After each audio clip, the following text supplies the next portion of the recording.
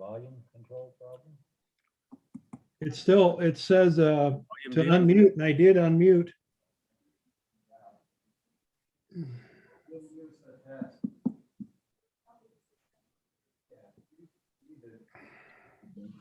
He can, Can you hear us, Senator Anderson? yeah, he can hear. How about speaking? We're not sure we can hear you. I'm sure you can't hear me. Now I've we just got can. to, I've got to use my fingers. Thank you very much. Yeah, thanks for that freedom salute. What, well, we can finally hear you, Senator. Oh, no more fingers.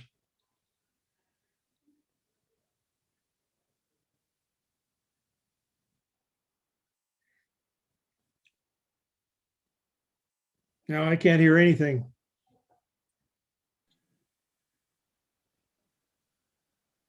For Senator Anderson and the others on the call, it seems that we're having a bit of trouble with connectivity down in that room, but IT is down there working on it, so hopefully we can clear that up here in the next few minutes. I thought that would have done the trick, but I will contact IT again.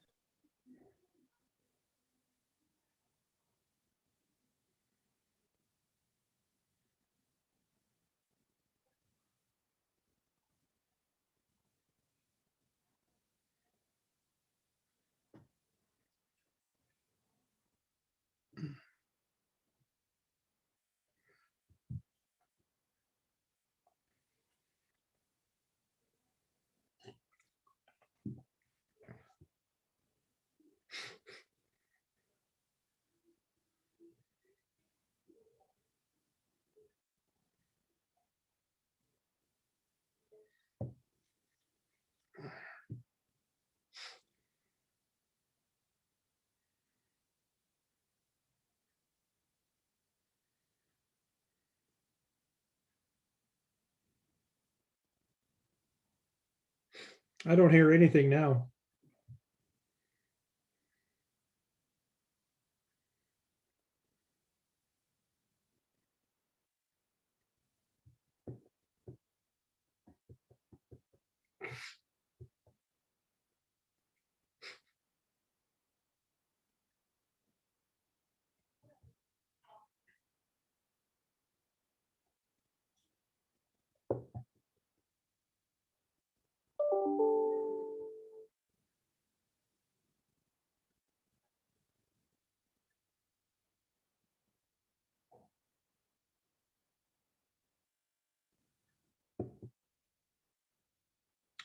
I don't see Senator Landon's lips moving, so I'm worried about this connection.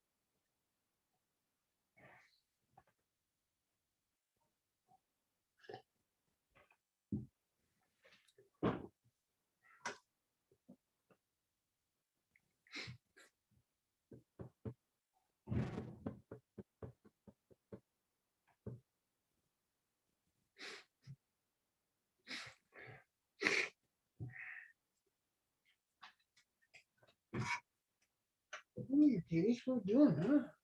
You're doing, gosh, you got stuff all over you. Yeah, you got stuff all over you. You did. How'd you get all that stuff all over you?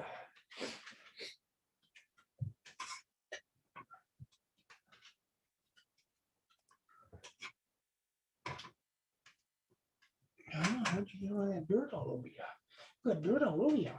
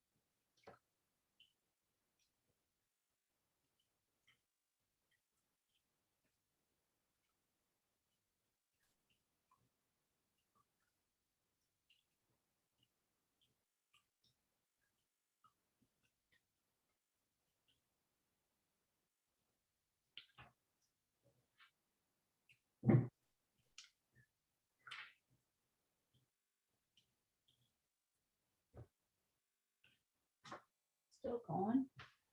We haven't started the transportation committee meeting. It's They supposed to be can't get after the, dinner. they can't get the system working. I'm about to say, go ahead with the meeting and leave us out. But there's a lot of public on the thing. I think it's overloaded is what's the matter. Oh. Everyone's their roads fixed. Did you go to the dog park? Senator Anderson, can you pick up on me? I can hear you. Yes. Okay, and we can hear you well too. So I think moving to this room is going to help us out, I think. Did you move to a different room? We moved to a different room, and I think we're already off to a better start. All right.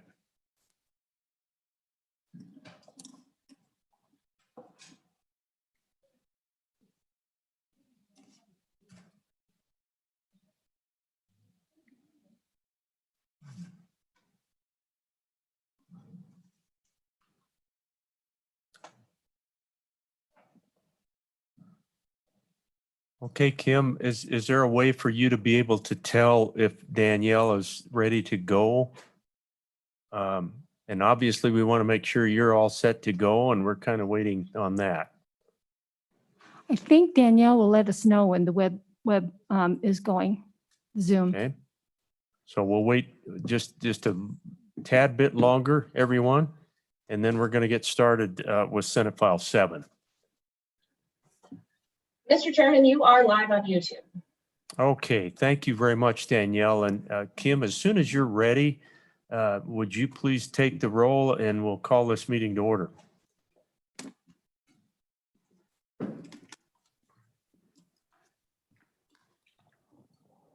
Senator Anderson, Here. Senator Furphy, Here. Senator McCune, Here. Senator Pappas, Here. Chairman Landon. Here. Thank you, Kim, and thanks to Dave and Judy Lavelle for getting us moved and in position to get going tonight. You might recall that on the 25th, we took up Senate File 7. We heard some testimony on that bill. And tonight, what I'd like to do is give an opportunity for anyone who desires to do a little bit of follow-up testimony. I'd like to work through that fairly quickly, but we do have some suggested amendments from some of our constituent groups, and I want to make sure we get those folded in and prepared for consideration in the proper spot in the bill. So I would like to offer that opportunity now, and I'm looking at Mr. Pickard first because you got another committee meeting, and are you okay? We could certainly, okay, we could certainly go with Mr. Fisher since he's at a distance. I would tell you those who are on virtually with us, if you would be sure to raise your blue hand when the time comes for testimony if you desire to testify in front of the committee tonight. Let's just get started. Danielle, thank you for allowing Mr. Fisher into the room with us. And Josh, welcome back. Take it away. All right. Thank you, Mr. Chairman. It's good to be back, and members of the committee. As a reminder, I'm Josh Fisher with the Alliance for Automotive Innovation. We represent the auto manufacturers. So, Mr. Chairman, what would be easiest? Would it be best to just walk through our suggested amendments again? Josh, I think that would be terrific. If you have anything else to add on your testimony as part of what you're up to with the amendment, that's fine too. We just want to make sure we cover what you need to have covered from your standpoint, but take it away on your amendment. All right. Thank you, Mr. Chairman. The first amendment we have submitted would be on page 2, lines 9 through 16. It's the definition for automated driving system data recorder. Our suggested amendment would strike the entire definition. I believe it's left over from a previous version of the bill. The term, while defined, is not used anywhere in the bill. And that's the long and short of that one. Second amendment we have would be on page 12, lines 4 through 9. This would be subsection C for 31.12.105. We suggest striking subsection C in its entirety. Subsection A already requires that if a vehicle owner or person acting on behalf of the owner reports a crash, they have to provide information as required by law. So we don't think C adds any more to what is already required by law and is superfluous. And we don't think it's required. If you look at subsections A and B, we think those cover the world of possibilities that a human driver would provide law enforcement, and we want to keep the requirements for conventional vehicles in line with automated vehicles, and that's why we suggest striking subsection C there on page 12, lines 4 through 9.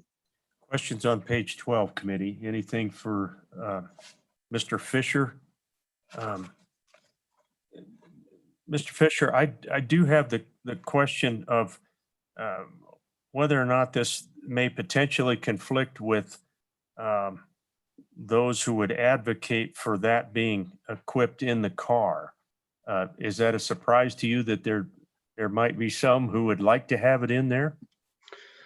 Well, Mr. Chairman, we think the process for obtaining information from a vehicle now, that it's already in place, right? The law enforcement would interact with the human driver, ask necessary questions, and if there's vehicle information that law enforcement needs or wants, they can work with the human driver or obtain a warrant to pull information from the vehicle. And we think those same processes, while there may not be a human driver, law enforcement could work with the operating company to acquire any additional vehicle information or obtain a warrant to do so, similar to how it works now with human drivers.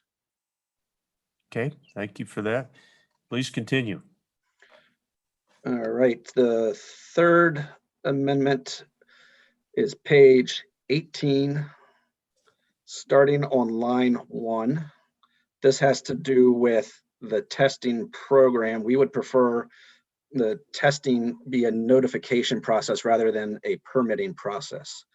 So on line 1, after develop, we would like to insert, quote, a process by which entities involved in the, end quote, and then strike, quote, procedures and issue temporary, unquote. On page 18, line 2, we'd like to strike, quote, operating permits for, end quote. Page 18, lines 3 through 9, we recommend striking that entirely. And then line 3, page 18, we would like to insert, quote, shall notify to the department, period. The information required as part of the notification process may be set forth by the department, end quote. So after all that, the language would read, the department may develop a process by which entities engaged in the demonstration or testing of vehicles equipped with an ADS in the state shall notify the department. The information required as part of this notification process may be set forth by the department. So the reasoning for this amendment would be to provide a more streamlined and efficient process for testing. The YDOT could still solicit and collect the same information through a notification form that it could through a permitting form. The benefit would be that the tester would not have to wait for a permitting process to necessarily be developed or for the permit to be approved. And when manufacturers or AV companies are looking to where they may test, they're looking at how testing automated vehicles is treated. And if there's a more cumbersome process, such as a permitting process for testing, that may give them pause from selecting that jurisdiction for testing. Other states use a notification process. Oregon, for example, uses a notification process. And so this amendment would be similar to the process that Oregon uses for testing. So, Mr. Fisher, your biggest concern is related to whether or not that would be enough of a hurdle that companies would not even come here for testing. That's definitely a concern. Yes, Mr. Chairman. Okay. Other questions on page 18, committee? Okay, please continue, Mr. Fisher. Thank you, Mr. Chairman. And then one more item, and I did not discuss this last week because I wanted to go back and talk to our subject matter experts here. So on page 16, lines 2 through 9, we would suggest striking that language. At first, we thought the $5 million insurance requirement was for testing, which is what other states use. A tester or company has to secure a $5 million level of insurance to test. But when we looked at this again, this language says a manufacturer has to secure a $5 million insurance limit to even bring the vehicle to Wyoming to sell it. That is unprecedented in any state. I've not even seen that proposed anywhere else, and it would make this entire bill moot.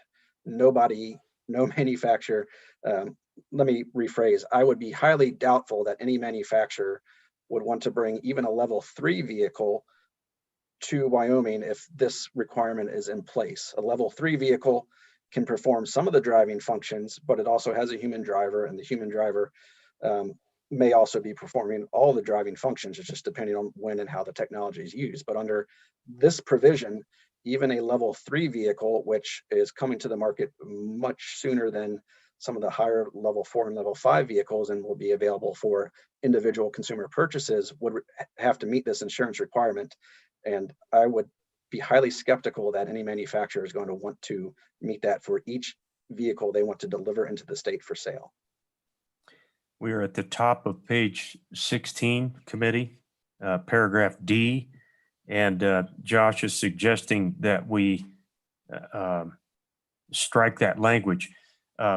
So, Mr. Fisher, what levels? I'm going to let Senator Anderson ask his question first. Senator, go ahead. Thank you, Mr. Chairman. Is it the dollar amount that's so objectionable, or is it insuring it at all at any price the problem? It's if this requirement were only on manufacturers who are coming to Wyoming to test, it would not be a problem. The problem arises when a manufacturer would have to be required to carry this insurance just in order to sell the vehicle. That there's no requirement in any state for a manufacturer to obtain insurance to be able to sell a vehicle. A $5 million insurance requirement to test is not uncommon, and we are quite okay with that, and would be fine if this language were changed to reflect that. But it's the fact that requiring a manufacturer to cover or carry this insurance just to be able to deliver a vehicle for sale, again, is unprecedented and just not how conventional vehicles are treated. And when you think about the promise of AV technology, it's more likely to be safer than a human driver. So it doesn't make sense to penalize a manufacturer to bring in a potentially safer vehicle to the state by requiring this insurance amount. Committee, any other questions? Follow up, Senator Anderson? So we lost Senator Anderson. Hopefully he'll be back on here in a minute. Mr. Fisher, in your experience, has there been any requirement in other states for this kind of liability insurance? Is there any level that you've run across? Not to be able to sell or deploy a vehicle, no, Mr. Chairman. Okay, thank you. Anything else that you'd like to share? Looks like section 3121-110 on page 18. Was there anything else on page 18? I believe. No, I think that was it. Okay. Yeah, and Mr. Chairman, we spoke with the representative for APCIA earlier today, and I believe she'll speak to a couple additional amendments. Believe we've worked out some language, and I believe she'll be presenting that this evening. Mr. Fisher, thank you, and I do appreciate our folks and you getting together and hopefully presenting a united front that might help the committee. So Mr. Fisher, thank you. If you can stick around in case there's a question later, we would sure welcome that. Thank you, Mr. Chairman. I will. Much.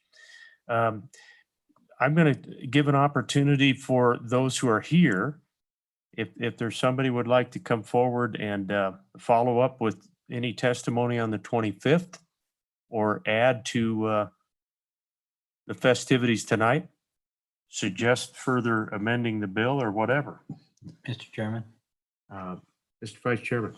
before we get away from this particular amendment, I'd like any public comment on that amendment before they go on to other things. We can certainly do that. if you don't mind. Absolutely.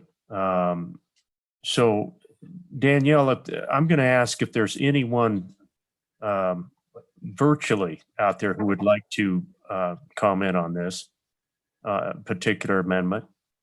We will listen to any comments on the amendment that was just proposed.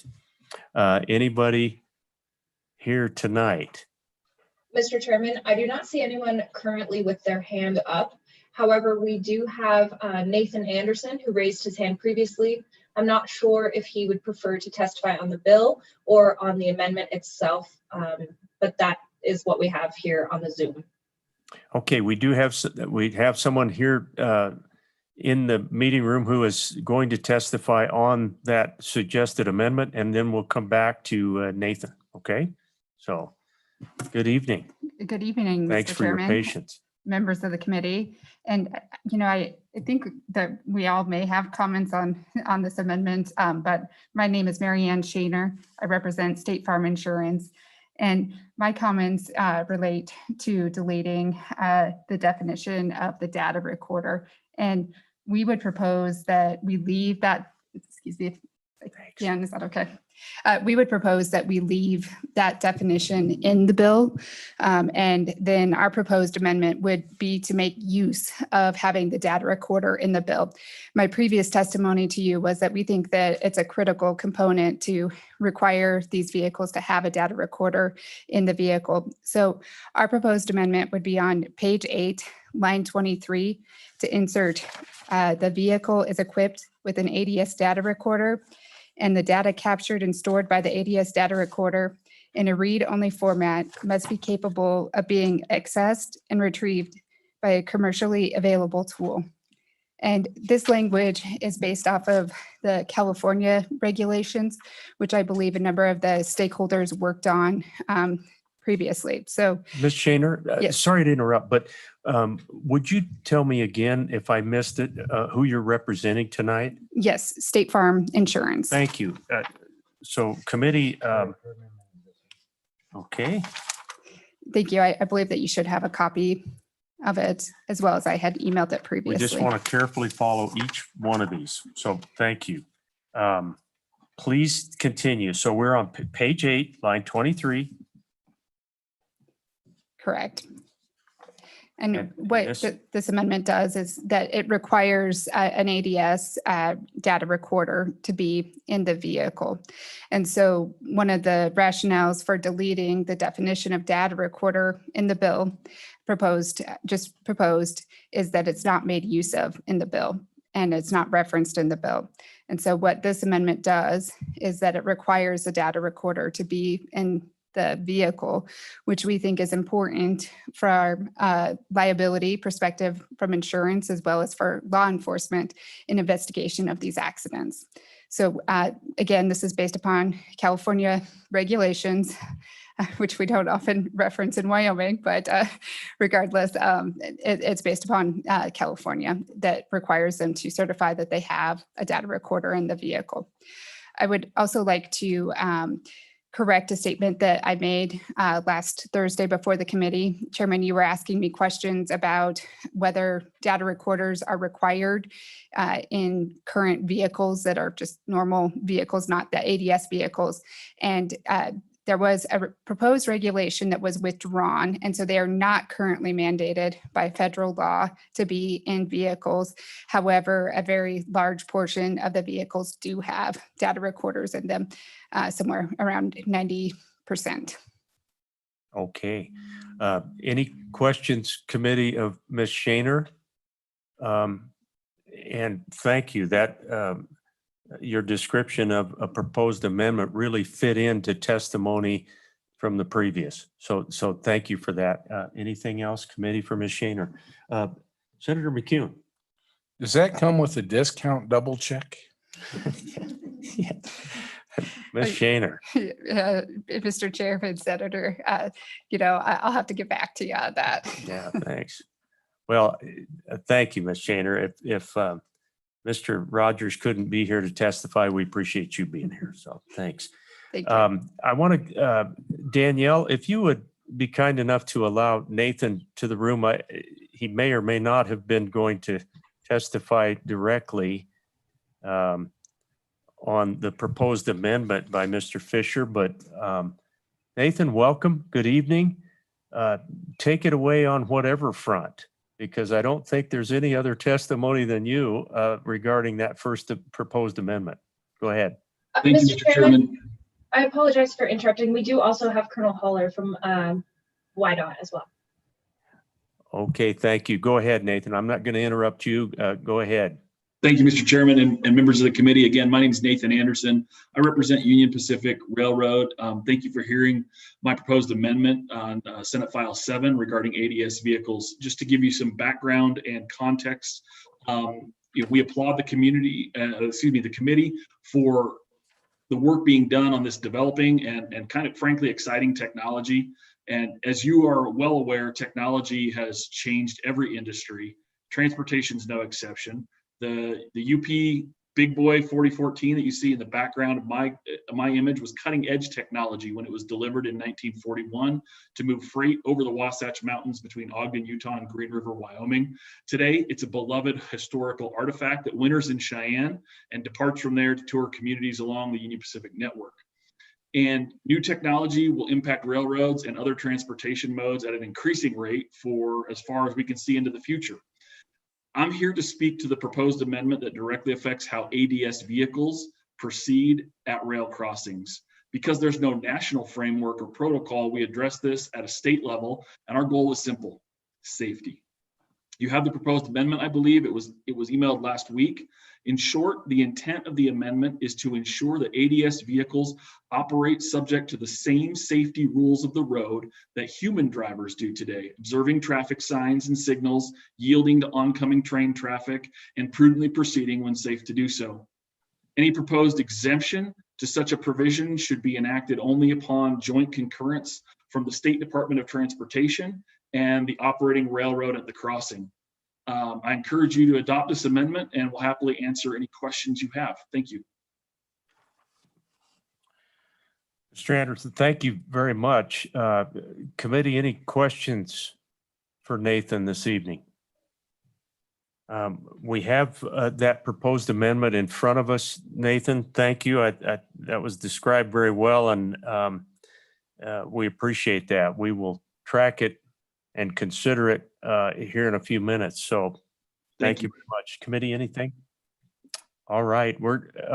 Danielle, if you would allow the Colonel in, please, we'll go to the Colonel Holler for any comments he has on the amendments thus far. And Mr. Picker, Ms. Wilkinson, thanks for your patience. We'll get to you guys, okay? Colonel Holler, good evening. Thank you for being here. Mr. Chairman, committee, good evening.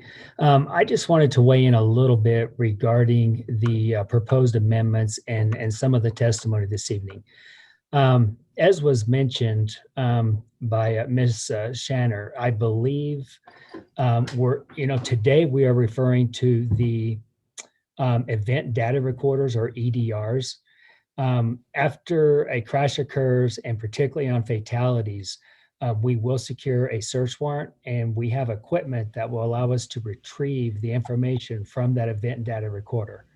So whenever we talk about vehicles, autonomous vehicles, and the ADS, or automated driving system, I believe that we're talking about similar data. I believe that this information is critical to an investigation.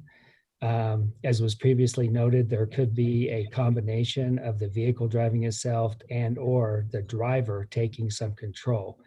And as a result, the information obtained from the mechanical operation of that vehicle, when it's braking, when it's speeding up, when it's steering, and all the, everything that's going on before, during, and after the crash can become very critical. And with that, Mr. Chairman, I would stand for questions. Questions for the Colonel? Questions for the Colonel? Questions for the Colonel? Questions for the Colonel? Well, there we go. We ended up in a canyon there for a minute. So, Colonel, I actually have a question. What are you hearing along the network with regard to these being required in every vehicle? It sounds like that's the direction we're headed. Have you heard anything on the national front or in the state troopers' communications? What can you tell us? Mr. Chairman, that's a great question. I can tell you in the coming up on 6 years that I've been at the Highway Patrol, it is the expectation. I believe previous testimony indicated approximately 90% of vehicles are outfitted with these event data recorders currently. And so it would be the exception whenever a vehicle is involved in a crash investigation that we would be unable to retrieve this information. Thank you for that. And Colonel, I don't know if you've had an opportunity to see the proposed amendment that was just talked about. Did it sound like that would meet the expectations of your department?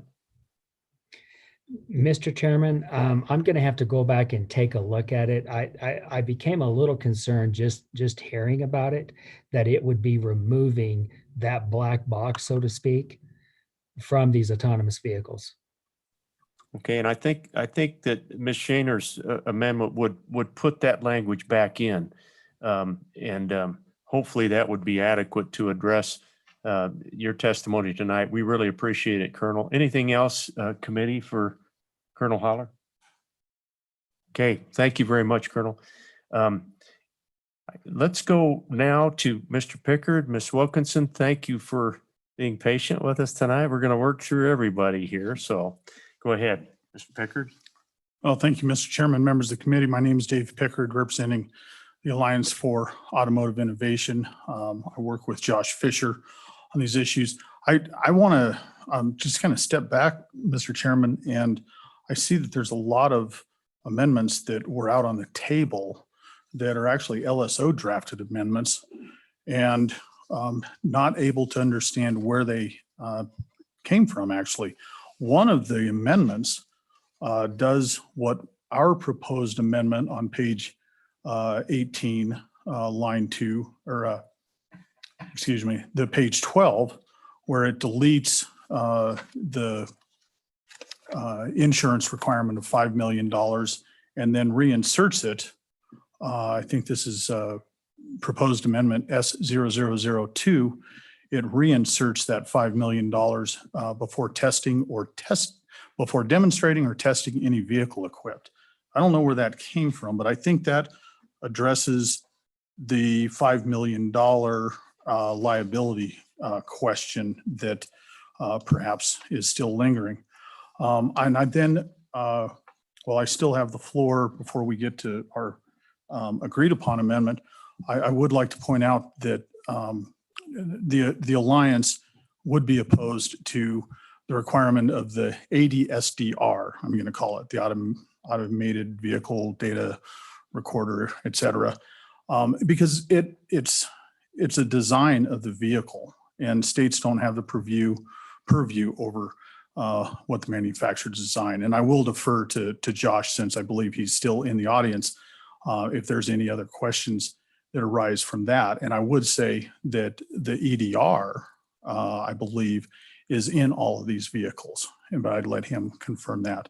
So, Mr. Chairman, then moving on to what Ms. Wilkinson and I and Mr. Fisher worked on earlier today, draw your attention to page 12, line 14 through 20. One of the concerns that was brought up by APCIA on Thursday was the Transportation Network Company, the TNC inclusion in here. So I think what we would like to see is that section 3121-106 subsection A to simply read, a on-demand autonomous vehicle network shall be permitted to operate pursuant to applicable state law, period. And then remove all of the language that talks about governing the operation of TNC companies, et cetera. And what that would do, and what our concern from the Alliance is that RAVs should be allowed to be utilized in TNCs when they are deployed, but they are not part of that TNC network.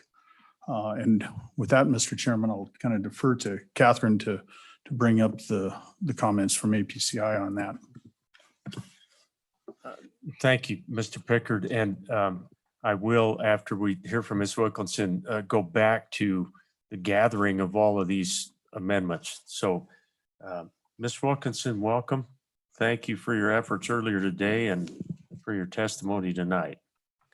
Mr. Chairman, members of the committee, thank you. My name is Catherine Wilkinson. I'm here today representing American Property and Casualty Insurance Association. Mr. Chairman, I will speak briefly to all of the amendments, but specifically on the TNC amendment that I worked on with Mr. Pickard and Mr. Fisher. Our concern just was that the statutes in the Transportation Network Company statutes, they're very complex and they have a lot of requirements. And I went through trying to figure out how to separate which of those requirements would apply to a human driver and which would apply to an automated vehicle. And I was having a very difficult time trying to sort those through. They are very complex written piece of statute, and we want those to say the same. So our intent was never to prevent them from operating and offering those transportation services. Those are your Ubers, your Lyfts, the ride share. So I think the amendment that we came up with does accomplish my second proposed amendment from the committee from last week. And so I would respectfully withdraw that and propose the one that Mr. Pickard just presented on page 12. And just to make sure, Ms. Wilkinson, we are talking about the one that has American Property Casualty Insurance Association at the top of it, page 10, line 9, and then the lines 12 through 14 delete. Am I on the right one? No, Mr. Chairman, thank you. So we still would request that you do the first amendment, which is the insurance limit. So that one is on page 10, where it sets out a specific $1 million policy, and we don't believe that that should be in there. So that should be stricken. Page 12, lines 14 through 20 is the amendment that I'm proposing that you disregard in favor of the one that Mr. Pickard just presented on page 12. Line 5, but prior to state, insert applicable, and then a period after law. So it would read, an on-demand autonomous vehicle network shall be permitted to operate pursuant to applicable state laws. And then strike the remainder of subsection A. So lines 16 through 20. I am riding a little bit slower horse. So I'm going to ask you to do that one more time. So the second piece of what you are suggesting, then we go to the bottom of page 12. Track that one more time for me, okay? Absolutely, Mr. Chairman, and apologies, we didn't have time to type this up as we were working on it this No, afternoon. that's okay. I just want to make sure we get it right, and then we'll work with Kim as well. Okay. It looks like the vice chairman has got this in good shape, but I want just one more time to make sure we've got it, okay? Thank you, Mr. Chairman. So the new subsection A would read on starting line 14, an on-demand autonomous vehicle network shall be permitted to operate pursuant to insert the word applicable, state laws, insert period, then delete the remainder. So delete governing the, and then delete the remainder of the lines 16 through 20. Okay. Committee, any questions for Ms. Wilkinson? Senator Pappas? Yes, Mr. Chairman, back to your first, you're deleting, back on page 10, line 9. So we're putting a period after E, deleting the rest of that sentence, and as follows, and delete 12 through 14. You're leaving 16 and 17 though. Mr. Chairman, that is correct. Okay, so we would just renumber. Correct. Okay.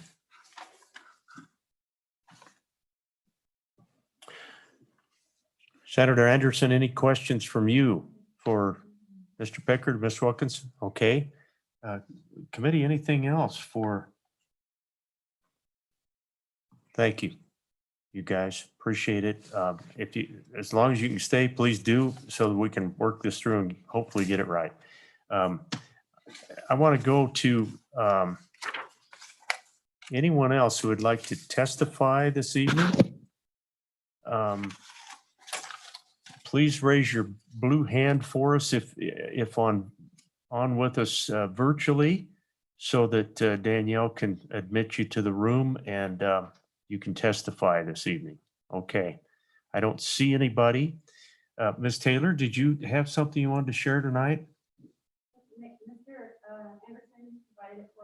Okay. All right. Good enough.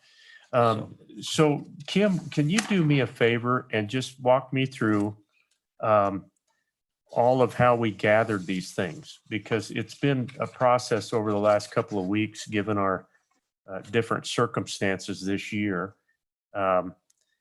Just so that everyone knows, we tried to do our best to have all of these amendments in front of us and ready so that we could consider them.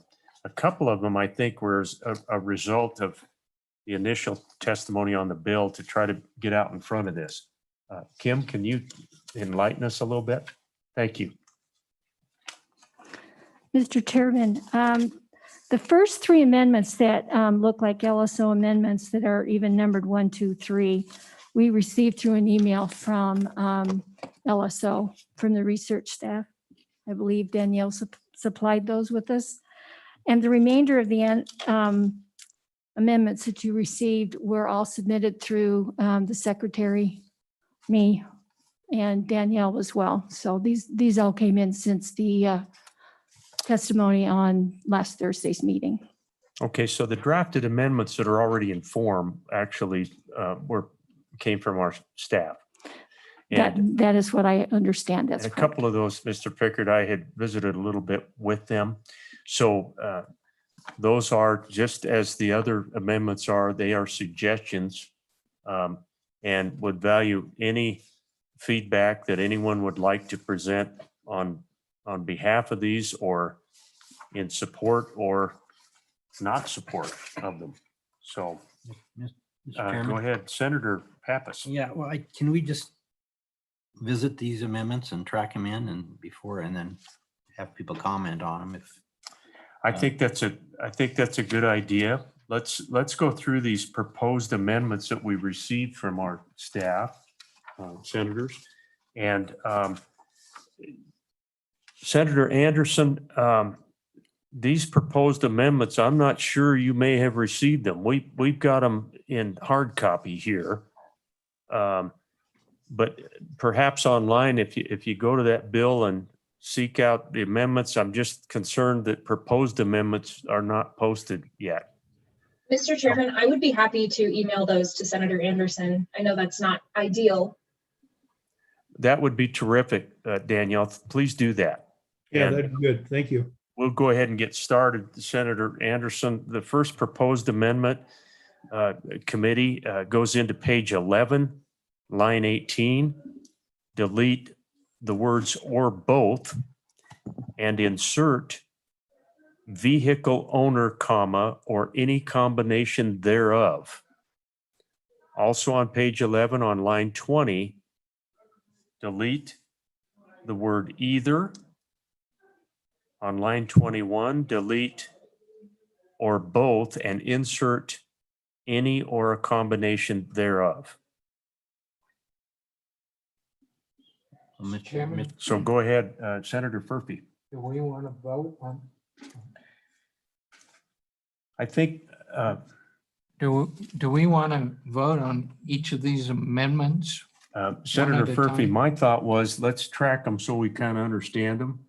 And then we'll come back through and we'll take up each one of these amendments is what I had in mind. And Mr. Chairman, Senator Pappas. to that point, I think we ought to track them all and make it a single standing committee amendment. Absolutely. Yeah. Yeah. I don't want a bunch of standing committee. No, I think that's the goal tonight is to incorporate all of these. We will work with Kim and make sure that all of these are folded into a standing committee amendment. It's going to be substantial. But that said, does everybody see what that's doing on page 11? Mr. Chairman, Go ahead, Senator Pappas. might I take the liberty just to read it as it should Absolutely. with this amendment? So it should read, the dispatching entity, manufacturer, vehicle owner, or any combination thereof of a special vehicle equipped with an ADS that is involved in a crash or a violation of a traffic law shall be liable if any or a combination thereof are at fault for any crash or violation of a traffic law. So. And for my 2 cents worth, it makes a lot of sense to me. Boy, if it does to you, it does to me, Senator, I'll tell you that. Okay, so that's the proposed amendment number 1, committee. All right. Let's go to proposed amendment number 2. And that goes in on page 16, if everybody's got that in front of them. Again, this is suggested by our staff, lines 2 through 9. I'm going to get there real quick, committee. Appreciate Senator Pappas tracking these so that we can be ready when we work the bill. Lines 2 through 9, delete entirely. That was suggested earlier. Yeah, which was another amendment already proposed. Okay. Page 18, line 1. So we're going to go 2 pages deeper in the bill.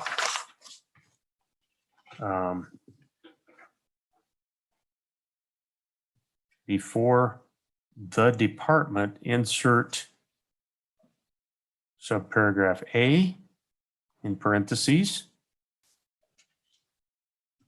So that's a little bit of a conforming. It makes this paragraph A. Yeah. Mm-hmm. Page 18, after line 9. So after that paragraph, suggestion is that we include a paragraph B. Before demonstrating or testing any vehicle equipped with an automated driving system pursuant to a permit issued under subsection A of this section, the manufacturer shall file with the department proof that the manufacturer maintains liability insurance in the amount of not less than $5 million to insure against losses for which the manufacturer is responsible caused by the vehicle equipped with an automated driving system.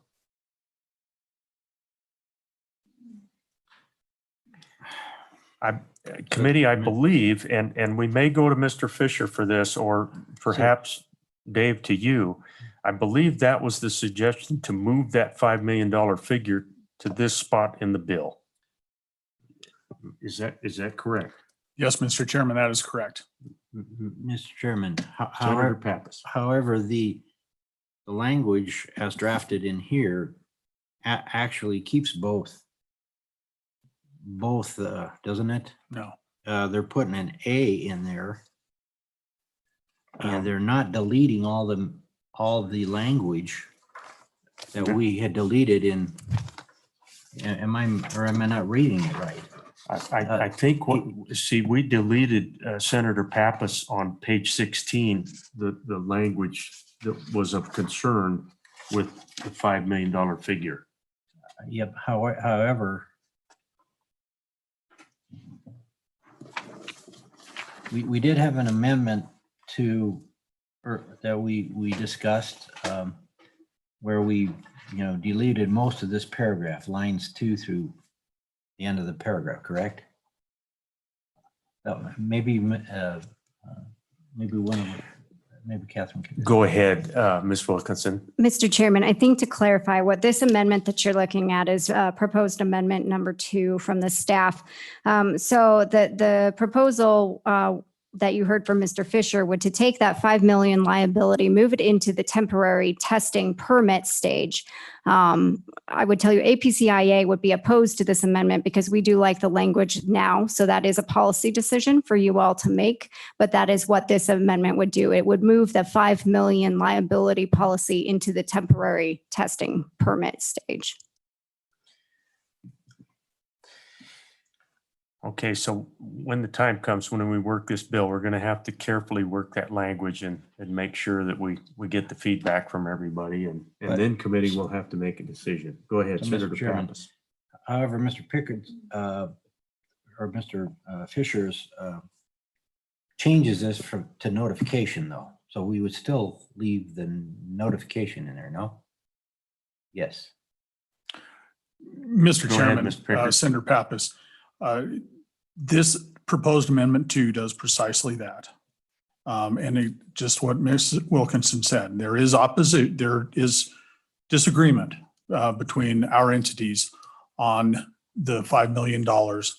If it remains in there on page 16, as you heard Mr. Fisher testify to, it virtually makes the bill meaningless for bringing these vehicles into the state, because you're not going to have the $5 million coverage. But if you do it in the testing and do it under the permitting process in the testing, then it would be. So that again, as Ms. Wilkinson said, is a policy decision that it's a pretty big one. But it's whether you want the vehicles or not operating, as you heard Mr. Fisher testify to.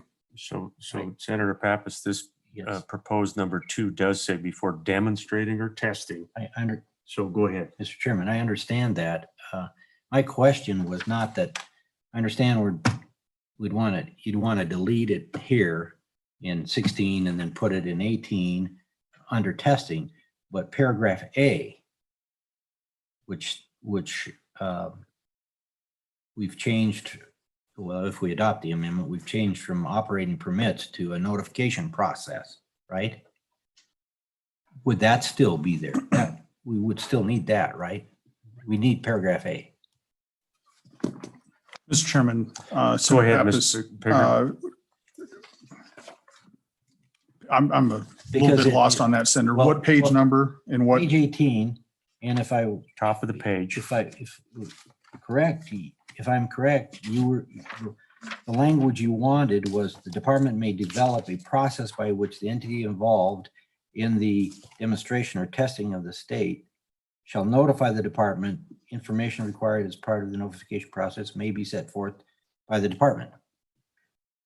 That is not in this amendment, right? This amendment in the amendment number 2 drafted. I tell you what I'm going to do, you guys. I'm going to see if Mr. Fisher wants to weigh in on this, because if we leave paragraph, I see where Senator Pappas is going. If we leave paragraph A in there, we're trying to get away from the permit process if we are to go in the direction, Mr. Fisher, that you wanted. Is that correct? Talk to us about the top of page 18. Sure, Mr. Chairman. So our amendment deals with the changing this language from a permitting process to a notification process.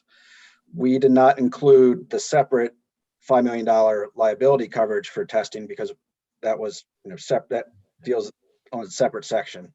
So we would be fine if the demonstrating or testing language were incorporated into this section on page 18, but that does not reflect our separate notification amendment, if that helps clarify it a bit. I think you could wed them together pretty easily, but they're not the same amendment. The amendment Senator Pappas is holding was not from us.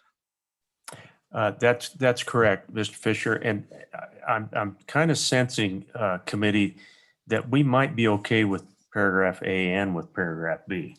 But Yeah, Mr. Chairman, I think, go ahead, I Senator. think we want to modify paragraph A to go to the notification rather than the permitting process. And then if we decide, we can add a paragraph B. But so I think the two need to be melded together is basically what I'm saying. We can't just go by two because it doesn't take in account the notification process. So Okay, yeah. Senator, let's be ready to work that. I like paragraph B, I think, because it does what we've talked about this evening. Let's go through proposed amendment 3. Okay. And we go to page 20 to do that. Everybody duck.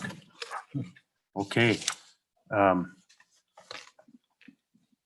After line 2 is where this comes in. So section 2 would read WS 315102 subparagraph A, X is amended to read. And then we will go into 315102 definitions. Subparagraph A, except as otherwise provided as used in this act. And then that's paragraph X that is referenced above. Driver means every person who drives or is in actual physical control of the vehicle.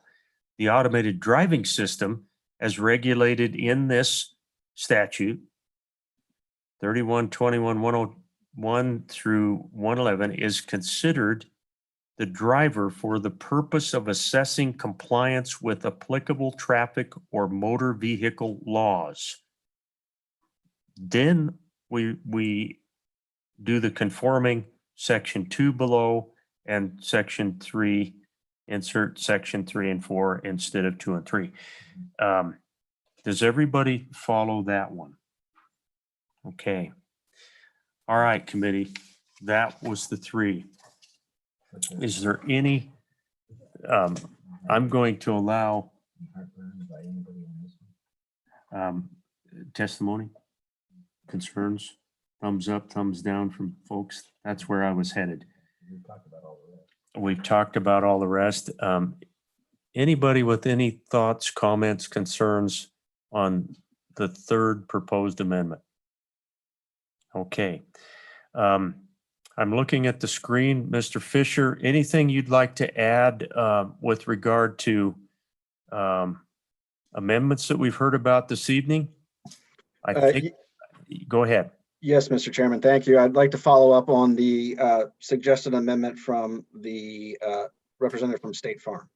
As Mr. Piker noted, that we're not opposed to information being made available to law enforcement, and that's not our suggested strike of section 3 there, or C there, is not related to that. Our concern with the proposed amendment from State Farm is that it is a vehicle design requirement. It is telling the manufacturers, hey, you have to design a vehicle this way. And we cannot have 50 different jurisdictions telling us how to design vehicles, because you'll never get a vehicle on the road.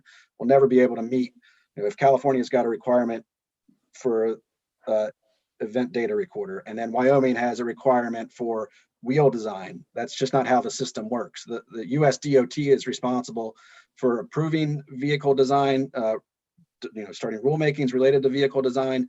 The individual states, the purview there is rules of the road, traffic, insurance, things of that nature. And so our big concern is that when states start dictating how a vehicle has to be designed, it's going to make the entire vehicle development process unworkable. We just can't have 50 different governmental bodies telling us how to design vehicles. And that's a major concern for us. So if the concern is about, accessing vehicle data, there's a process now to access vehicle data with human drivers. And we think that same process would apply to automated vehicles. So we're trying to separate, how you get the data versus State Farm's amendment, which is telling us how to design the vehicle. 2 very separate issues. And so we'd be opposed to their suggested amendment. So, Mr. Fisher, thank you. I do, what are your thoughts with regard to the colonel's testimony tonight, it felt like to me that he too really wanted those black boxes in the vehicles. But you're saying there's another way for the colonel and his folks to get that information. Right, Mr. Chairman. And from our point of view, it's not really a question of whether or not automated vehicles are going to have an event data recorder. They probably are, right? Like the information is going to be collected in the vehicle. It's going to be stored in the vehicle. It's going to need to be accessed at some point. And so our really primary point here is that we think the applicable and current laws that dictate how law enforcement works with a human driver to access that vehicle data will be the same, or their interactions with the companies that are operating the fleet of vehicles. It's not about limiting access. It's about conforming how access is granted to automated vehicles to conform with how it's granted to conventional vehicles now. We would just like to keep that same process in place. And so that's why I'm trying to separate how that data is gathered by law enforcement versus dictating that there has to be an EDR in the vehicle. From our point of view, two very separate issues. And our members are of course committed to working with law enforcement to ensure that vehicle data is accessible. We just want to make sure that the current requirements for human drivers are applicable to automated vehicles. Okay, thank you for that explanation. Colonel Holler, would you like to weigh in with regard to the ADS data recorders? And can you get the information you need if we don't put in the bill that those vehicles have to be equipped with such? Mr. Chairman, thank you. With Mr. Fisher's statements, I agree with him. This is all a part of the U.S. Department of Transportation requirements, and so for us to include the requirement in Wyoming state statute could be a bit of overkill. All we want is access to the information. We are currently getting 90% plus. So if it is the expectation, and I believe it is, that manufacturers will continue to include that information in there, and I have no doubt no information to dispute that, then I would be comfortable with that. Gentlemen, thank you. Committee, any questions for either of these gentlemen on the screen? Senator Pappas.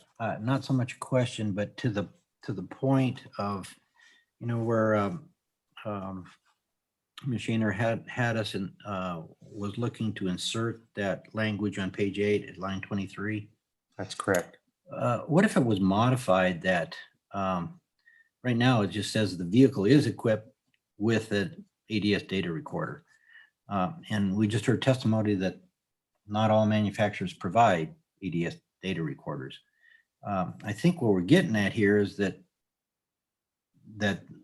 the recorder should be capable to be accessed and retrieved by commercially available tool.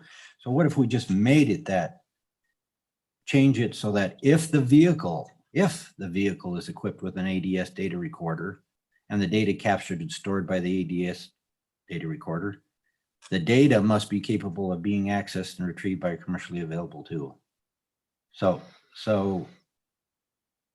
Ms. Shaner, what do you think about that? It sounds like it comes part of the way for you, but Mr. Chairman, Senator Pappas, that would probably be something that I need to get back with you on. But I think that the key aspect that I stated before that Mr. Fisher just confirmed is that if they have the ADS recorder, and so that's the biggest concern is that California does currently, you have to certify that they have it. So there is already precedent out there that other states are requiring this. So our concern is that you may have a vehicle out there and it just doesn't have this data recorder. So again, that's why we have proposed this language.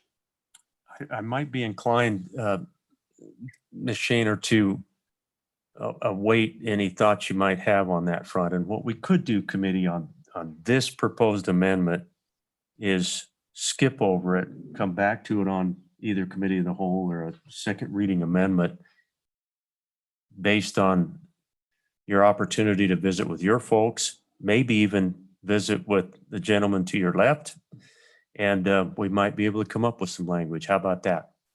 Thank you, So Mr. I Chairman. would be so inclined, committee. Does that make sense? Senator Anderson, I hope that made sense for you as well. Maybe this particular amendment, we might revisit if the bill moves out. Okay. Any other final comments before we work the bill? Anybody else like to testify on Senate File 7? Okay. Committee, what's your pleasure on this bill? Thank you, Mr. Pickard. Appreciate your help tonight. Thanks. I would entertain a motion on the bill. Moved by Senator Furphy, seconded by Senator Pappas. Gentlemen, let's work this bill page by page and carefully. How about that? And we'll work carefully with you too, Kim, to make sure that we get it. Any amendments on page 1?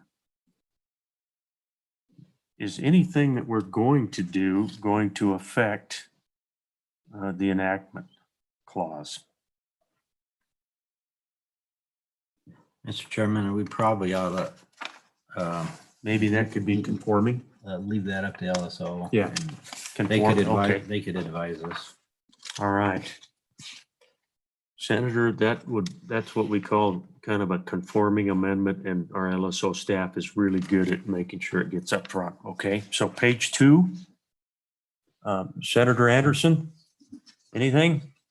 Okay, I'm trying to watch Mr. Chairman. the good senator and you too. So Senator Pappas. Mr. Chairman, so we had the, one of the amendments striking 9 through 16.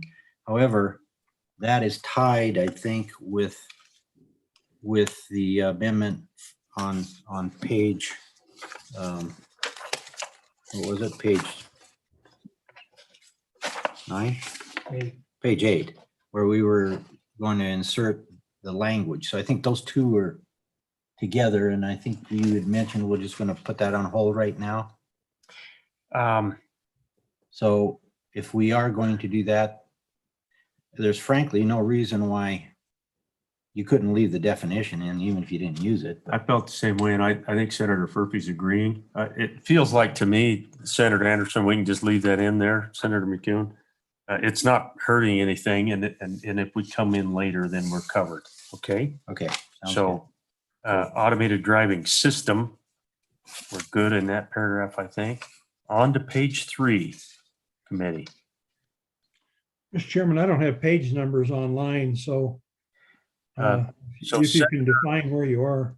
Sure will. Senator Anderson, the line begins on page 3, standards of driving automation, about midway through the subparagraph 2I. And then line 9 on page 3 begins with 3 little I. With department means the Department of Transportation. And on to the bottom of the page is paragraph capital A, lateral vehicle motion control via steering. Senator Pappas. Mr. Chairman, may I address Senator Anderson? Absolutely. Senator Anderson, I know you've probably opened it from your webpage, but do you have a PDF browser? Because if you do, you could open the PDF and you would get your line numbers. Do you have a browser on your, like Adobe Reader or something? I'm sure I do. If you download it and open the PDF, you'll get the numbers. Okay. To the side or at the Mr. Chairman and Senator Anderson, I actually just emailed you that PDF version. So if you open your email, it'll be there with the line numbers for you. Well, bless your heart. Bless your heart. You're a rock star, Danielle. Thank you.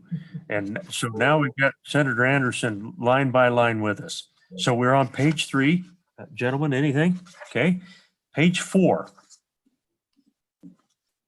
Anything on page 4? Anything on page 5? Okay, we're still on definitions, Senator Anderson, and I bet you're about caught up with us.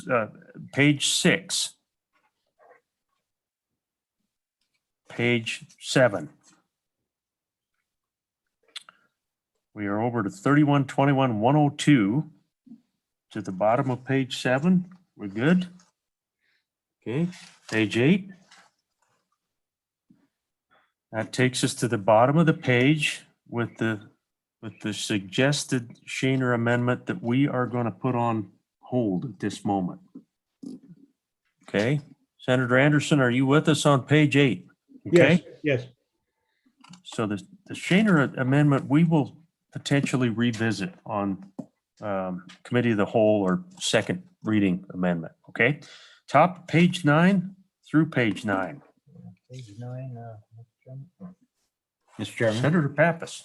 We do have an amendment for insertion, page 9, line 9, and that's the paragraph that you have for 3121-102,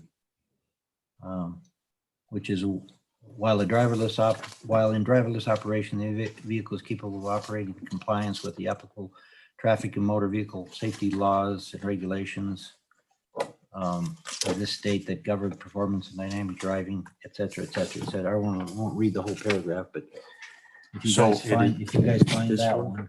Senator McKeown. Okay, and Senator Furphy, are you with us? That is the autonomous, the top of the suggested amendment is Senate File 7, autonomous vehicles.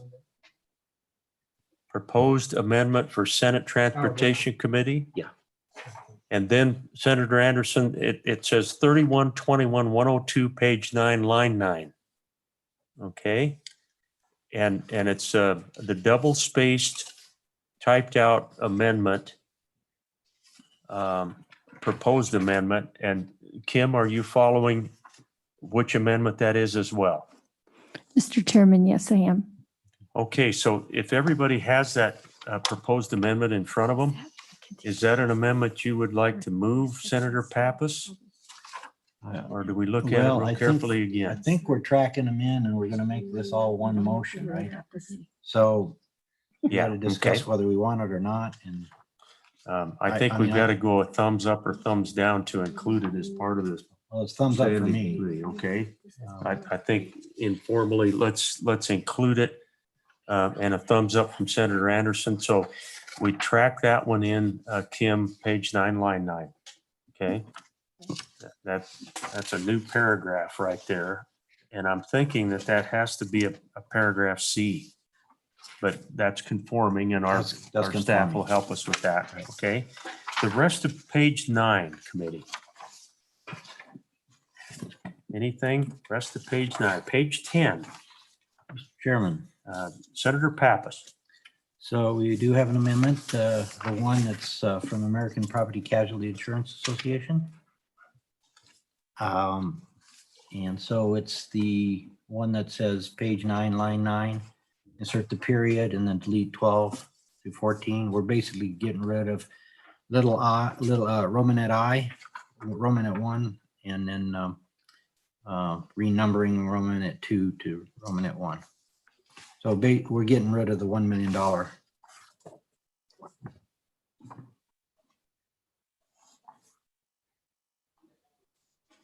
paragraph. Did you say page 9, line 9? It's page 10, line 9, Senator Anderson. Yeah. And I think we slipped up and said page 9, but it's page 10. And lines 12 through 14, we're deleting that paragraph with that proposed amendment. Mr. Chairman, the reasoning for the amendment, insurance limits should reflect whatever the vehicle is being used for, and not a specific delineation, and I tend to agree with that. Okay.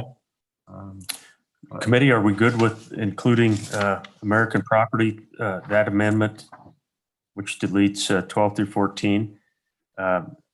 There is additional request that comes in on page 12. So we'll get to that. Hang on to your American.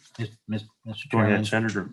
As far as what you see on that page, Mr. Wilkinson said that is not applicable. Oh, thank you. Thank you. That's right. Okay. So that takes care of American Property. We're on to page 11. Okay. Yes, Mr. Chairman, if you look at Proposed Amendment 1. I Proposed believe. Amendment 1, that deals with the changes in paragraph, or in lines 18 through 21. If you want to, we've already kind of tracked those in and we've read it, and I think we all agreed with it, so. Senator Anderson, are you with us on proposed amendment number 1 that would come in on the bottom of page 11? Yes. Okay.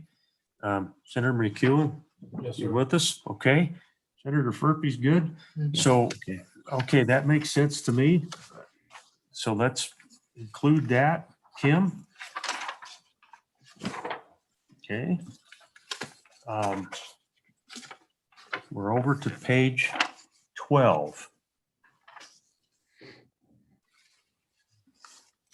Page 12. Do we have changes there too, Mr. Chairman?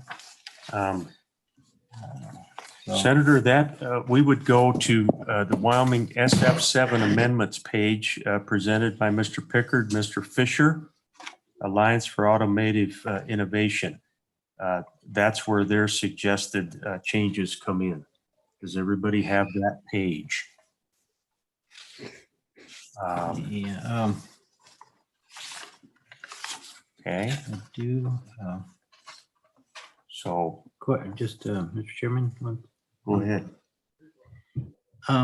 one thing that actually came about on Mr. Pickard's page, and maybe someone could address that to me.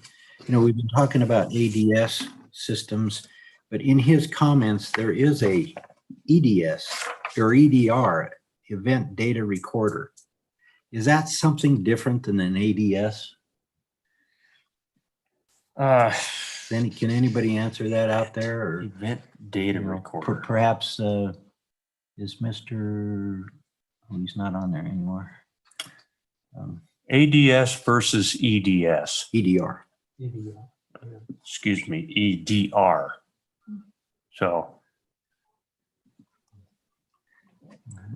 any of our information professionals have a delineation between those two things. We do have Colonel Holler back with it. Colonel, thank you for jumping back on. I know we've got a House committee going on at the same time. Colonel, help us with the difference between event data recorder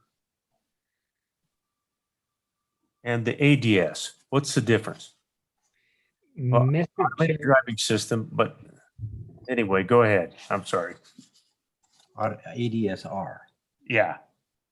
Versus an ADSR versus EDR. Are they the same? Are those the same thing, Colonel?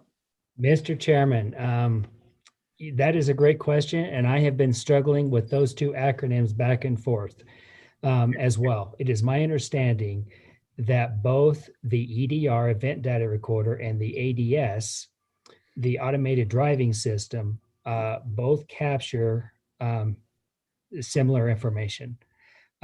How I'm assuming that the R on the ADSR is simply the recorder, but that is my limited knowledge, and I'm probably already in over my head with the technology. Thank you for taking a good stab at it, Colonel. That is helpful. And Ms. Wilkinson, is that kind of where you were going with it? We didn't mean to ignore you. We were just listening to the Colonel. No problem. Mr. Chairman, I would just point you to the definition page of the bill on page 2, where it is defined as automated driving system data recorder. It's my understanding that that is the same thing as an event data recorder, but that's the terminology used in the industry is event data recorder. So I believe it's just how it's defined, Mr. Chairman. Okay, thank you very much. We begin page 12, lines 4 through 9. It has been suggested by Mr. Pickard that we delete lines 4 through 9. Any concerns with that? Mr. Chairman. Senator Furphy. Well, and maybe it's redundant, but when it says law enforcement would obtain the information. I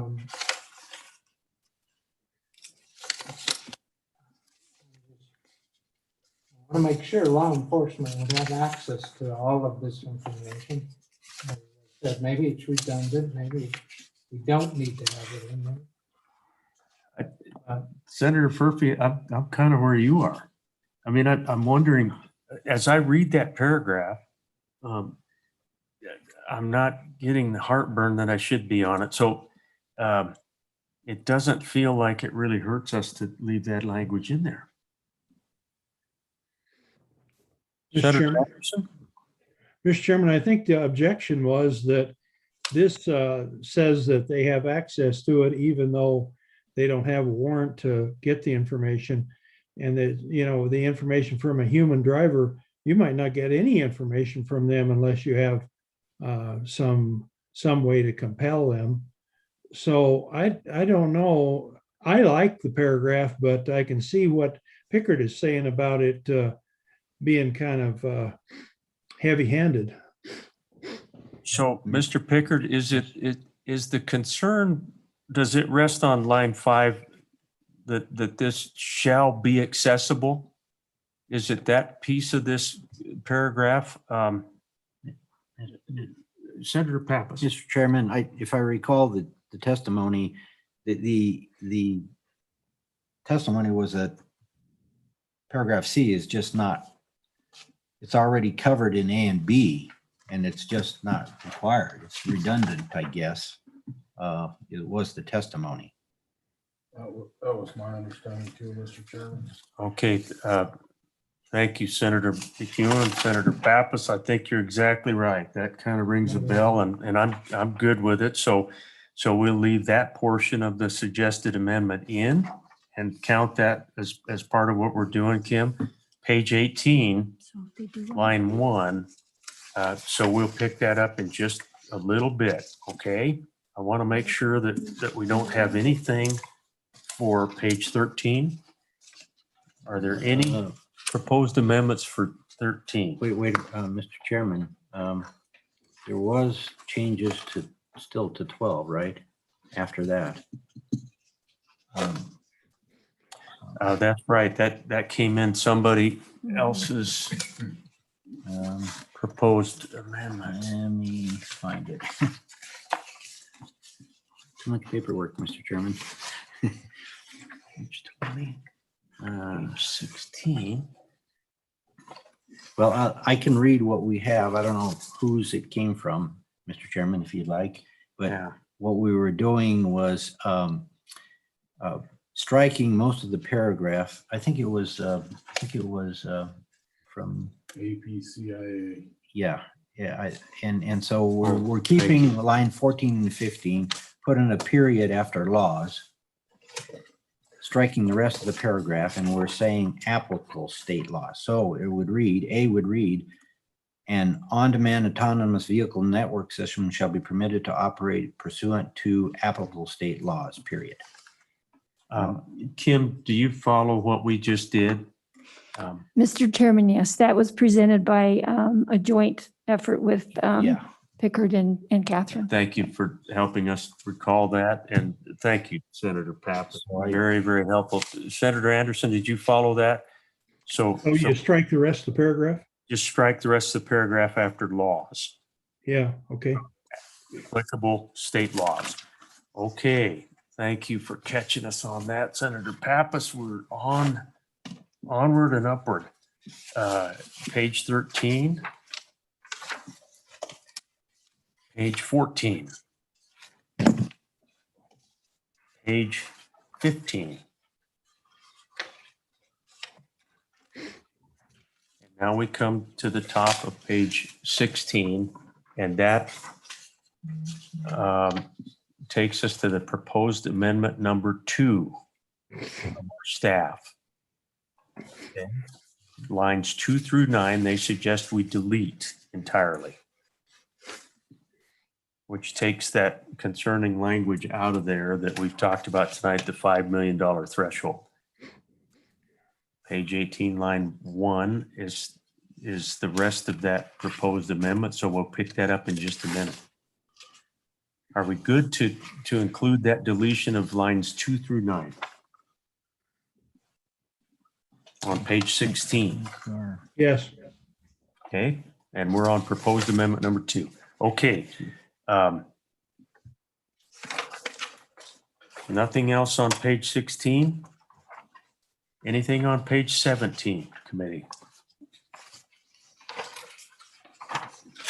Okay, now we come to page 18.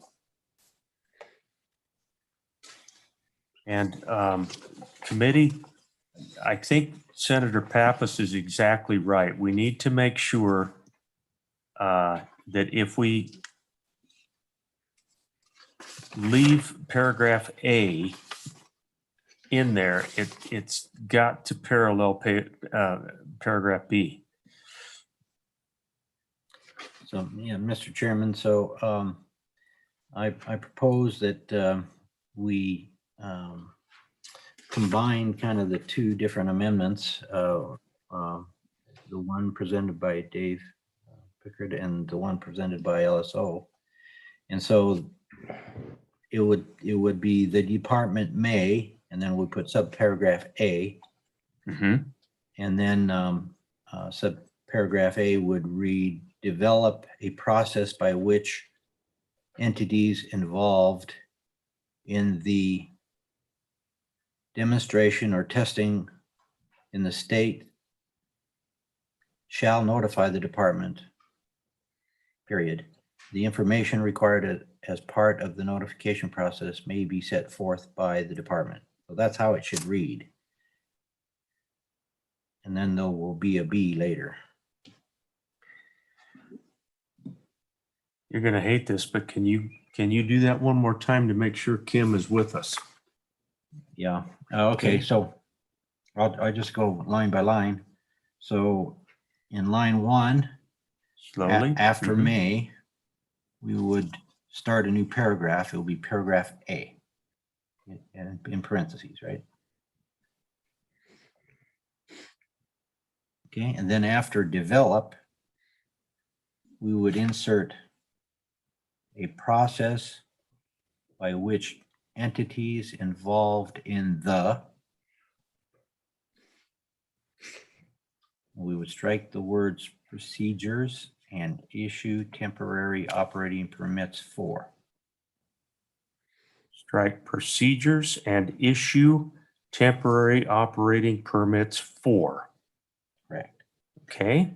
Then we would leave demonstration or testing in the state there.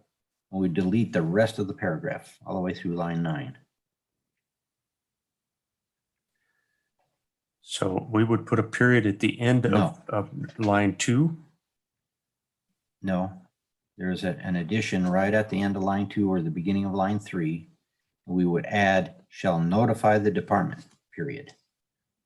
So it reads, A would read, A, develop a process by which entities involved in the demonstration or testing in the state shall notify the department, period. And then there's another sentence. The information required as part of the notification process may be set forth by the department. It's all in that amendment. The one that says Wyoming SF amendments presented by Dave and Josh for the Alliance for Automotive Innovation. Gotcha. I know it's a little confusing, but Then we'd have a B. and then we'd have a B based on proposal on number 2, yeah, on LSO's number 2. Okay, so paragraph B, Kim would go back to proposed amendment number 2 from the staff. That becomes the paragraph B. Are you okay on paragraph A, by the way? Did you track us? Thank you for that. Okay. Senator Anderson, are you with it? Yep. Okay. Senator McEwen, we good? Senator Furphy? Okay. We're taking a little extra time tonight, you guys, but this is a big bill and it's a brand new thing. So I want to make sure we get it right. So we're good all the way through the middle of page 18 now. Anything else on page 18? Yes, Mr. Chairman. Senator McEwen. Mr. Chairman, we go 19 through 23. If federal rules regulating vehicles equipped with ADS conflict with this chapter or any rules promulgated pursuant to this chapter, the federal regulation shall give precedence over provisions of this chapter and all the way through.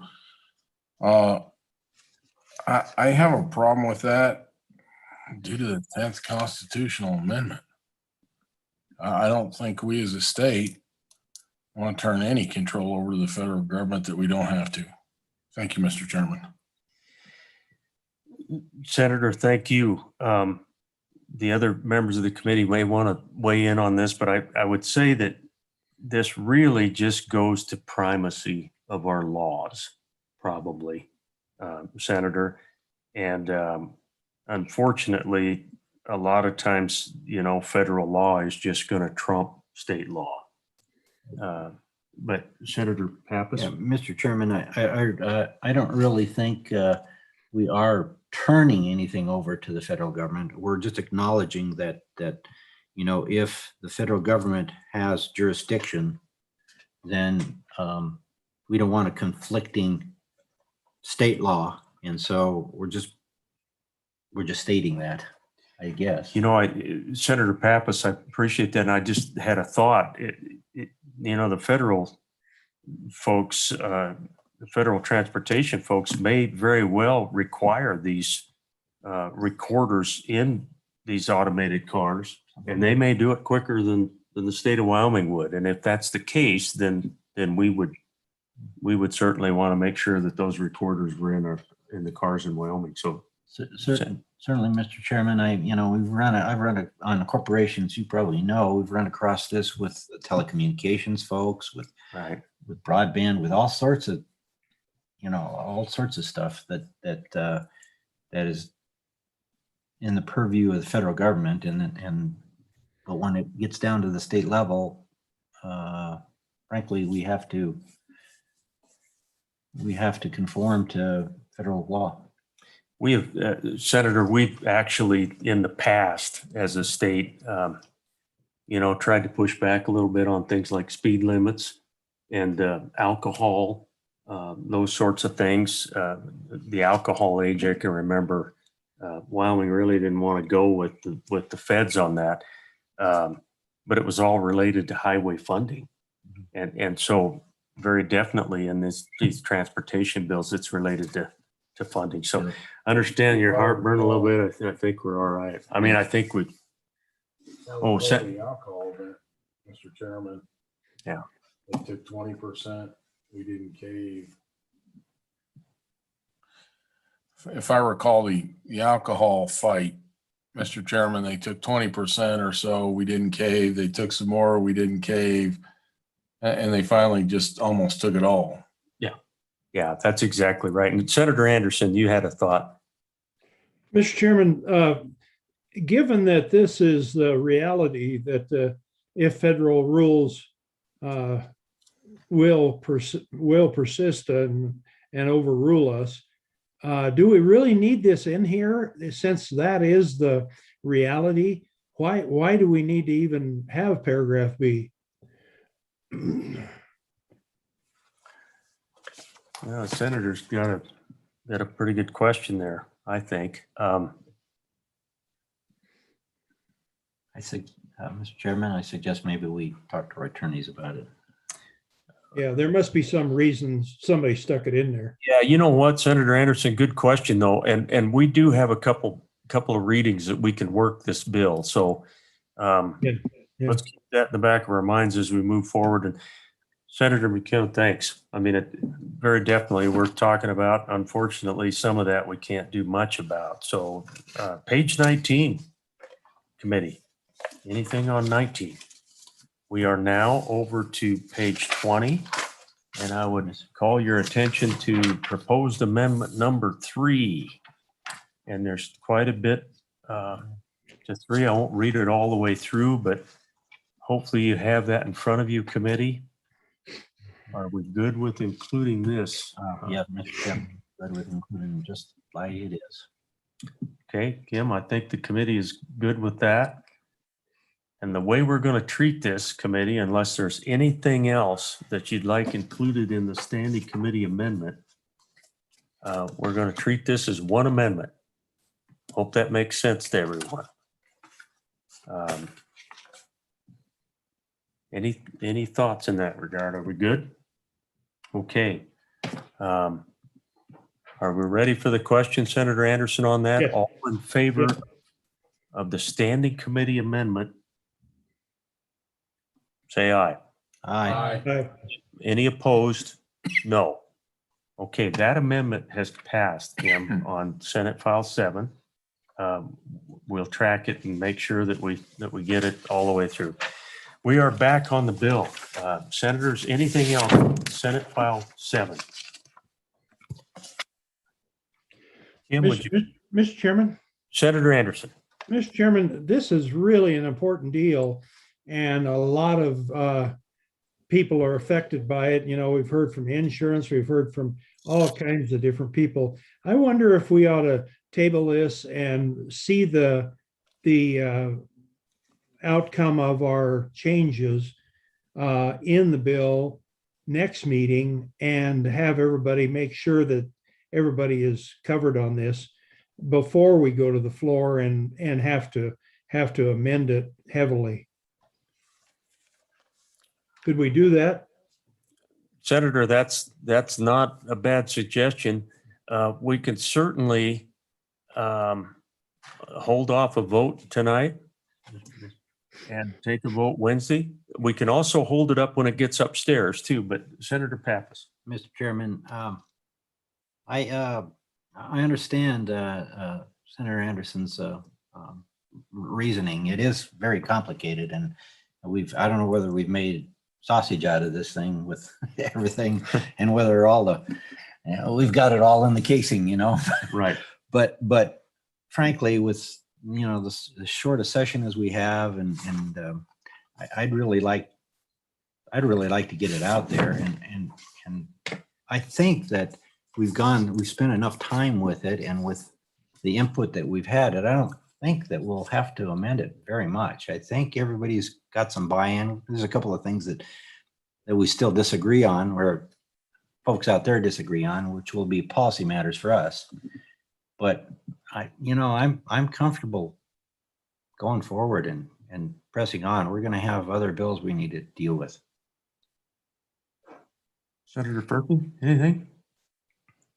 I'm comfortable going forward. Senator McKeown. Senator Anderson, I appreciate your sentiments. I would say that if we pass this out and upstairs, I think it's got a long ways to go. And I think we're going to have time, for our information professionals to work with us. I'm kind of inclined to pass it out. We've got lots more coming, and we're going to be busy these next 4 or 5 weeks for sure. All the way through the other side if it gets that far. So thank you. Kim, would you please take roll on Senate File 7?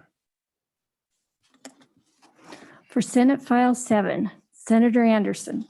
Aye. Senator Furphy. Aye. Senator McEwen. Aye. Senator Pappas. Aye. Chairman Landon. Aye. Chairman Landon, 5 ayes. Thank you very much. Is anybody dying to present this one on the floor? Senator Pappas is. I second that. I'd be glad to do it. I think the architect is the guy that needs to play point guard on this one. And boy, we're right behind you if a fight breaks out, Senator. All right. How about that? That sounds good. And committee, I would ask if you're so inclined to back up the good senator. I agree that this is an important bill for us to get out in front of. You guys, Senator Anderson, Senator Pappas, who worked the last interim, did some good work to get it this far. So Okay. Committee, we have a couple of bills. I at least want to let you know what we were up to with this. You might remember that we passed out statutory amendments to the committee of the whole, and the bill went down because there was concern that we had too many topics in one bill. You remember that? Mhm. So on behalf of YDOT, I went ahead and drafted a couple of pieces of that bill. It resulted in the two bills that you have in front of you tonight, statutory 1 and statutory 2. I'm thinking that what we're going to do is move these on over to Wednesday. I don't think that they will take a great deal of time, but it's almost 8 o'clock tonight. And, but I'm interested in any thoughts the committee has on that. What do you think, Senator Pappas? What do you think? Mr. Chairman, I think I agree with moving in, and I agree. We've talked about every item in both of these, and I don't think there was disagreement on any of it.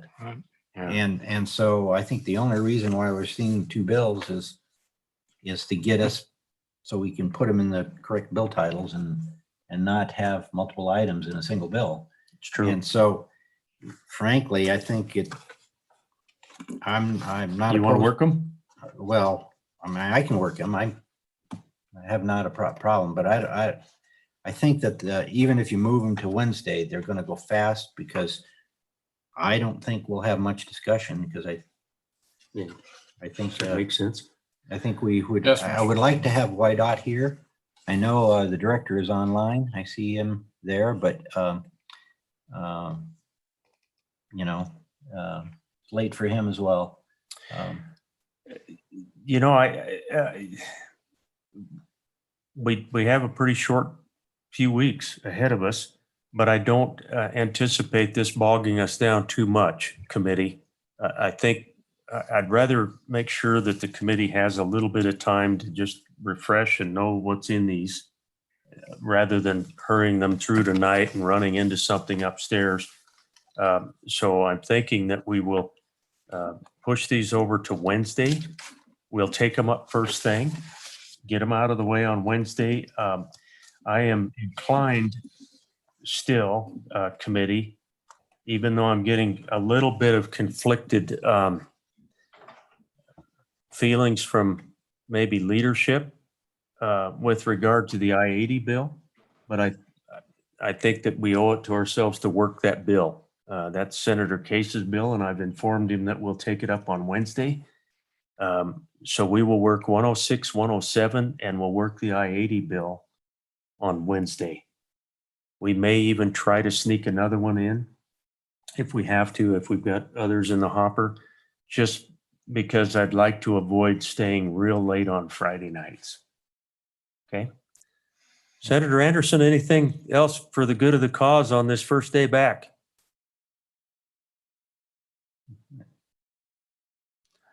Boy, if you weren't muted, I bet that was pretty prophetic. Sorry, I said that it's great to be back and it's great to be looking at 8 o'clock on the first day back. Pretty incredible. Good job on the bill, though. I think we did some good work. Thank you. Thank you, Senator Anderson. Senator McKeown, we good to go? I think so. Yes, Mr. Chairman. Okay, Senator Furphy. And Mr. Vice Chairman, Yeah. thoughts? Well, the only thing I think we have out on the horizon besides the tolling bill right now is Senate File 112, correct? That's correct. And so We could work 112. It's actually a lot simpler than these two. And it's all three of those. yeah, well, that's your call, Mr. Chair. Yeah, But so we may the sneak that I-80 one bill, out. I think, the tolling bill will take us some time. Yeah, I think so. Yeah, we may sneak that third one in there. Thanks, Senator. That's an easy one. That's the insurance piece, getting YDOT out of the insurance business. Remember that? Yep. That to me is an easy one. It doesn't make any sense for them to be there. Senators, thank you. We are adjourned for tonight.